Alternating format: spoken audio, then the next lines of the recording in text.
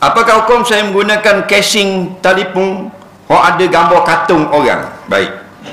Telefon dia casing, tahu tak casing? Bekas tu lah, bekas. Atau housing. Kau anda nak panggil apa pun, rumah dia. Telefon suku. Dia pergi beli kedai DIY. Pok dia masuk. Nah, kalau awak minat adudu, gambar adudu. Squid Game. Kalau orang puan gambar benda bunga lah. Lepas tu beliang tak. Dia ni gambar orang, dia minat tak? Contoh, dia minat sangat Perdana Menteri. Jadi dia hubung gambar Perdana Menteri, gambar orang. Apakah hukumnya? Hukumnya tidak haram. Tidak haram. Tapi kalau gambar itu haram dilihat, gambar perempuan bogel, haram.